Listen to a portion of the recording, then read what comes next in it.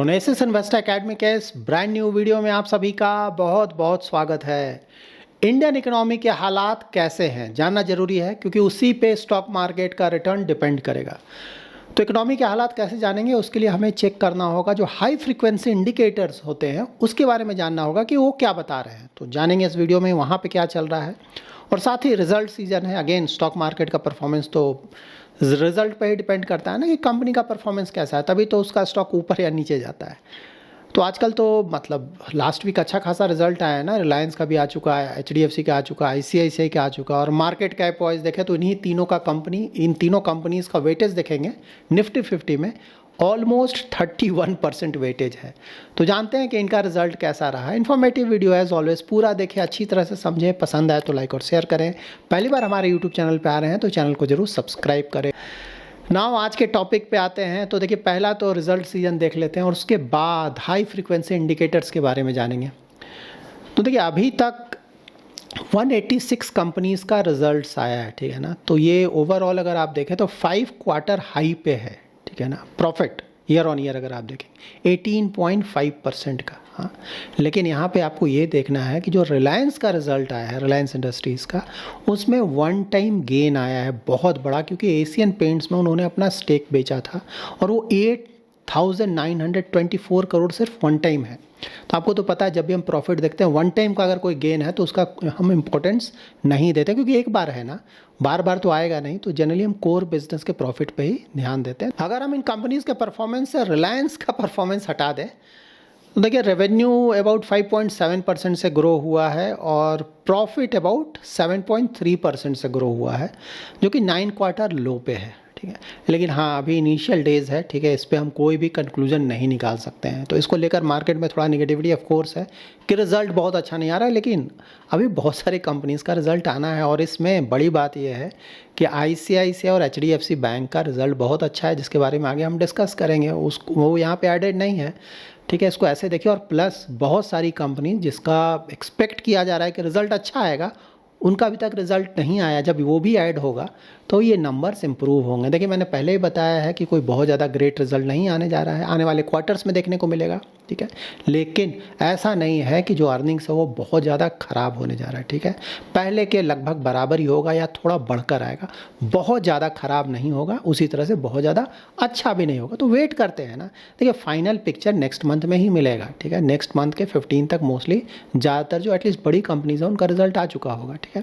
लेकिन हाँ, यहाँ पे ये भी इम्पॉर्टेंट है कि जो बड़ी कंपनीज़ है ना, 3 बड़ी companies market cap wise Nifty 50 की, उन तीनों का रिजल्ट आ चुका है, ठीक है।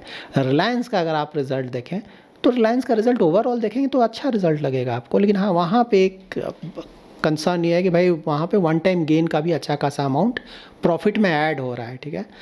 और वो बड़ा अमाउंट है, जो कि ना एशियन पेंट्स में उन्होंने स्टेक बेचा, जिसके बारे में अभी आपको बताया। तो वो है, इसीलिए रिलायंस का अगर आप स्टॉक देखेंगे ना तो आज बहुत बुरी तरह से गिरा हुआ है। उसके रीजंस हैं, ठीक है। तो एक तो है कि भाई ऑयल टू केमिकल जो उनका बिजनेस है, ठीक है ना, वहाँ पे कोई खास परफॉर्मेंस नहीं है। उसका एक बड़ा रीज़न ये है कि वहाँ पे शटडाउन हुआ था। तो और ये शटडाउन प्लांट शटडाउन है, हमेशा कुछ समय तक शटडाउन किया जाता है सर्विसिंग के लिए, उसमें कोई दिक्कत नहीं। उसके कारण उनका वॉल्यूम्स अफेक्ट हुआ था, जिसके कारण ओवरऑल परफॉर्मेंस खराब रहा ऑयल टू केमिकल, ठीक है। और अगर रिटेल का देखें तो रिटेल भी मतलब प्रॉफिट ग्रोथ तो आपको बुरा नहीं लगेगा, लेकिन सेल्स ग्रोथ अगर देखें ना तो 11% वाई ऑन वाई आया था। और जो एस्टिमेट किया जा रहा था ऑलमोस्ट ना 16-17%, 18% उस तरह का, वहाँ नहीं आया, उससे कम आया है, ठीक है। लेकिन हाँ, अगर जियो का परफॉर्मेंस देखें तो जियो का परफॉर्मेंस तो अच्छा रहा है। लेकिन तो ये सब थोड़े निगेटिविटी थे। और सबसे बड़ा रीज़न जिसके कारण गिर रहा है ना, ईयू ने रशियन क्रूड से जो भी पेट्रोलियम प्रोडक्ट्स रिफाइन करके बना है ना, उस पर बैन लगा दिया है। मतलब जैसे रिलायंस ना रसिया का ऑयल इंपोर्ट करता है, उसे यहाँ पे रिफाइन करता है, उससे बहुत सारे प्रोडक्ट्स बनते हैं, उसे यूरोप में एक्सपोर्ट करता है, तो उस पर बैन लगा दिया गया है। तो ऑफकोर्स उसका बहुत बड़ा नेगेटिव असर पड़ेगा ना। तो इसलिए भी इतना ज़्यादा आपको नेगेटिविटी देखने को मिल रहा है। मतलब अगर आप अमाउंट वाइज देखें ना तो यू को हम लोग अबाउट 19 बिलियन US डॉलर्स हमने प्रीवियस ईयर में हमने एक्सपोर्ट किया था, ठीक है। वो ऑलरेडी घटकर, ऑयल प्रोडक्ट्स की बात मैं बोल रहा हूँ, घटकर 5 बिलियन US डॉलर्स हो चुका है। इसमें रिलायंस का हिस्सा बहुत बड़ा है। टोटल जो क्रूड इंपोर्ट करता है रिलायंस, उसका 1/3 रसिया से करता है, तो आप समझ सकते हैं इसका नेगेटिव असर तो पड़ेगा। लेकिन हाँ, यहाँ पे ये भी एक प्लस पॉइंट है कि भाई अगर रसिया का जो क्रूड है उसका जो रिफाइंड प्रोडक्ट्स है EU अगर इंपोर्ट नहीं करता है तो उसके कारण सप्लाई क्रंच आएगा, ठीक है ना, उसके कारण इनके जो मार्जिन्स हैं वो बढ़ेंगे, जो कि बहुत बड़ा पॉजिटिव होगा रिलायंस के लिए। लेकिन हाँ, इनको अब नया मार्केट्स खोजना पड़ेगा ना, क्योंकि यहाँ पे अगर EU में ये नहीं बेचेंगे दूसरे मार्केट्स में बेचना पड़ेगा, तो वहाँ एक हेडेक है। तो वॉल्यूम वाइज हिट होगा लेकिन मार्जिन वाइज ये पॉजिटिव होगा।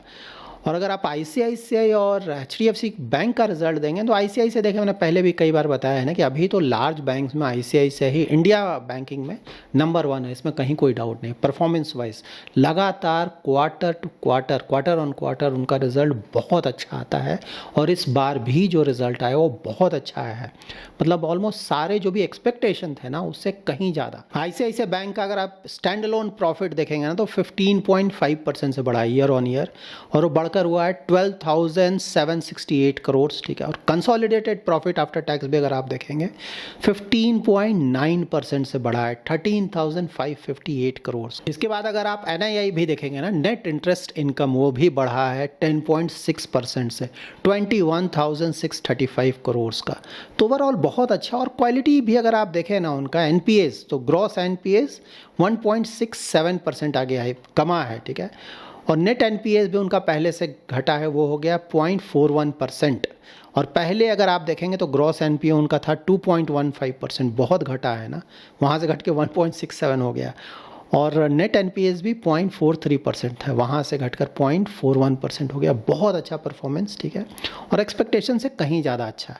जबकि HDFC का अगर आप देखेंगे ना तो यहाँ पे इनका 12.24% से year on year stand alone profit after tax बढ़ा है, ठीक है, जो कि अब हो गया 18,155 करोड़, ठीक है। तो ये पॉजिटिव है।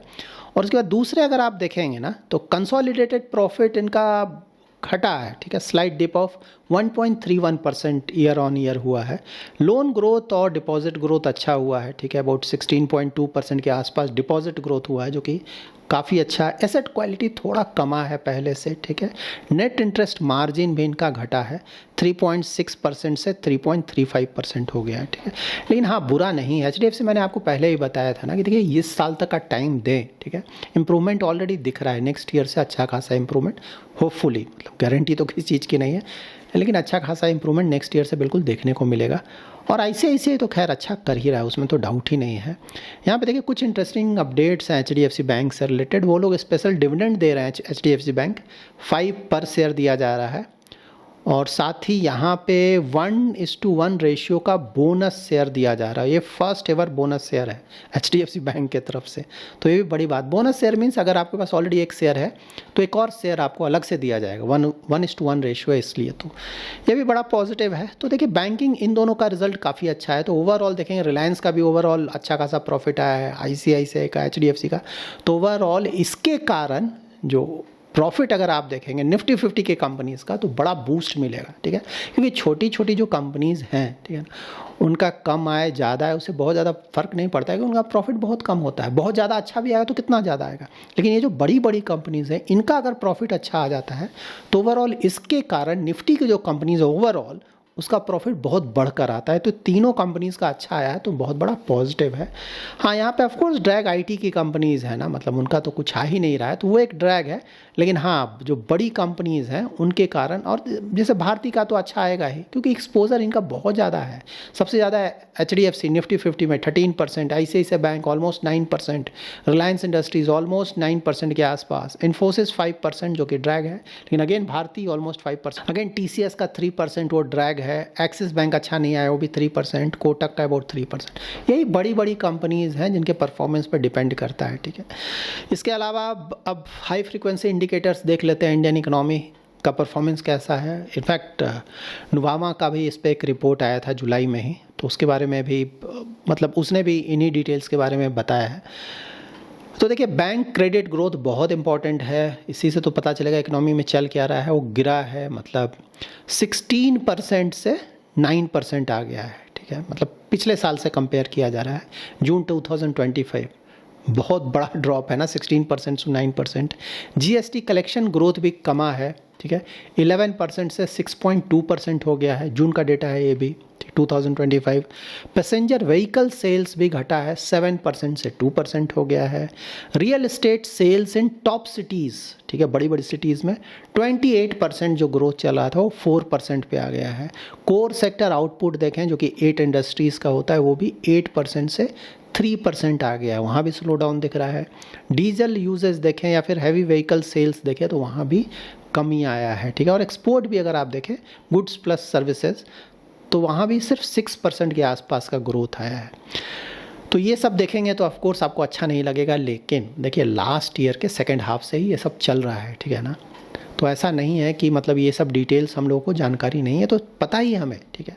और जो भी एक्शंस लिए गए हैं वो भी हम जानते हैं कि भाई देखिए इन्फ्लेशन बहुत कम हो गया है, लेकिन जो रेट कट हो रहा है उसका असर होने में टाइम लगता है, इमीडिएटली नहीं होता है, ठीक है। लेकिन हाँ, सेकेंड हाफ से उसका असर आपको दिखने लगेगा, और जैसे जैसे 1-2 क्वार्टर के बाद ऑफ कोर्स उसका असर दिखेगा और पॉजिटिव असर दिखेगा, ठीक है। उसी तरह से जो टैक्स में कंसेशंस मिला है गवर्नमेंट की तरफ से, उसका भी असर तुरंत नहीं आएगा ना, धीरे धीरे असर आएगा, टाइम लगता है इकोनॉमी पे इसका असर आने का, ठीक है। तो यहाँ पे ऑफ कोर्स जैसे जीएसटी का थोड़ा कम आ रहा है, कार सेल्स घटा, मतलब कंजम्पशन स्लो डाउन है, तो हमें पता है कि भाई अर्बन कंजम्पशन है, स्लो डाउन तो चल ही रहा है, प्रॉब्लम तो है ही है। तो आरबीआई की तरफ से बिल्कुल इन्फ्लेशन कमा है ना, तो मैं बोल ही रहा था कि एक रेट कट तो बिल्कुल आप एक्सपेक्ट करें, खासकर ये जो हाई फ्रिक्वेंसी इंडिकेटर्स का जो डेटा है उसको देखकर बिल्कुल लगता है कि आरबीआई से जल्दी ही एक और रेट कट 25 बेसिस पॉइंट्स का हम एक्सपेक्ट कर सकते हैं, ठीक है। हाँ, एग्जैक्टली मंथ बताइए कब होगा कि तो आरबीआई को डिसाइड करना दीजिए, लेकिन हाँ जल्दी ही एक 25 बेसिस पॉइंट का रेट कट तो लगता है, शायद नेक्स्ट मंथ ही हो जाए, ठीक है। मोस्टली ऐसा लग रहा है, इस जो भी डेटा है उसको देखकर तो ऐसा ही लग रहा है कि होगा, ठीक है, क्योंकि इन्फ्लेशन ना 2% के आसपास आ गया है, मतलब 6.5 ईयर लो पे है, ठीक है। तो ये तो बहुत बड़ा कंफर्ट है हमारे लिए। और प्लस होलसेल प्राइस इंडेक्स तो नेगेटिव में चला गया, डिफ्लेशन में चला गया, तो बिल्कुल आरबीआई के पास लीवे है कि भाई करो। और प्लस प्रॉफिट आफ्टर टैक्स भी अगर आप देखें ना, अर्निंग ग्रोथ BSE 500 कंपनीज का ना, मतलब 21% था, उसे 10% के आसपास आ गया है। Q4 की बात बोल रहा हूँ, फाइनेंशियल 25। तो सभी जगह कैपेक्स ग्रोथ भी कुछ आ नहीं रहा है, प्राइवेट कंपनीज की तरफ से सरकार तो कर रहा है। तो ये सब है, तो मतलब क्रेडिट ग्रोथ नहीं हो रहा है, कंजम्पशन बुरी तरह से हिट है, रियल इस्टेट में वीकनेस है, बाहर से प्रॉब्लम आ रहा है, एक्सपोर्ट हिट हो रहा है क्योंकि भाई यूएस में प्रॉब्लम है, चाइना में प्रॉब्लम है, ट्रेड वाला चल रहा है प्रॉब्लम, तो सभी जगह इश्यूज़ हैं, ठीक है। लेकिन अगेन बहुत सारे करेक्टिव मेजर्स लिए गए हैं जिसका असर बिल्कुल आने वाले महीनों में होगा। और ये जो ट्रंप का जो प्रॉब्लम चल रहा है टैरिफ का, होपफुली, मतलब कब तक चलेगा, होपफुली नेक्स्ट फ्यू मंथ्स में यहाँ भी कुछ ना कुछ सॉल्यूशन निकलेगा। तो ये सब जब होगा तो उसका ऑफ कोर्स इंडियन इकोनॉमी पे पॉजिटिव असर पड़ेगा। और देखिए सबसे बड़ी बात, ये जो प्रॉब्लम्स हम लोग डिस्कस करते हैं, आपको लग रहा है अरे ट्रंप का ट्रेड प्रॉब्लम चला इसके कारण, देखिए इन चक्रों में ना पड़ें, ठीक है। हिस्ट्री भी आप देख ले पहले ना, हमेशा देखेंगे कोई ना कोई प्रॉब्लम चलता रहेगा। अभी जब ये टैरिफ का प्रॉब्लम हटेगा ना, कोई दूसरा प्रॉब्लम आ जाएगा, ठीक है। तो ये सब प्रॉब्लम चलता रहता है, इसको ज़्यादा इन चीज़ों को लेकर ज़्यादा हेडेक नहीं लेना चाहिए कि भाई ठीक है ये चल रहा है, ये नहीं होता कोई दूसरा चीज़ होता है, ठीक है ना। ये जब हट जाएगा आप देखेंगे कोई दूसरा इशू आ जाएगा। पहले हम लोग डिस्कस किया करते थे ना कि भाई यूक्रेन और रसिया का प्रॉब्लम चल रहा है, उसके बाद इजराइल और हमास का प्रॉब्लम्स हुआ, उसमें ईरान आ गया, यूएस आ गया, ये सब चलता। फिर कुछ सालों पहले कोविड का बहुत बड़ा प्रॉब्लम हुआ, वो भी। तो बहुत सारे इश्यूज़ हैं, ये सब चलते रहेंगे। फिर इंडियन इकोनॉमी में स्लो डाउन आ गया, फिर उसके बाद थोड़ा रिकवरी हल्का फुल्का दिखने लगा, ये सब चलता रहेगा। ये खत्म होगा फिर कुछ दूसरा है। देखिए stock market medium to long term इसीलिए बोलते हैं, शॉर्ट टर्म में तो ये सब चलता रहेगा problem, medium to long term में इसी बीच में ना स्टॉक मार्केट तेज़ी से ऊपर जाएगा, थोड़ा गिरेगा, फिर तेज़ी से वो रिकवर कर लेता है, एवरेज आउट करके रिटर्न्स अच्छा खासा दे देता है। पास्ट में तो यही हुआ है ना। तो ऑफ कोर्स ये सब चीज़ों के बारे में हमें जानकारी होनी चाहिए, जाननी चाहिए, लेकिन अननेसेसरी हेडेक नहीं लेना चाहिए, सब चलता रहता है, ठीक है। So that's it in this video. अगर आपको ये वीडियो पसंद आया है तो जरूर लाइक एंड शेयर करें। पहली बार हमारे यूट्यूब चैनल पर आ रहे हैं तो चैनल को जरूर सब्सक्राइब करें। Thanks lot for watching.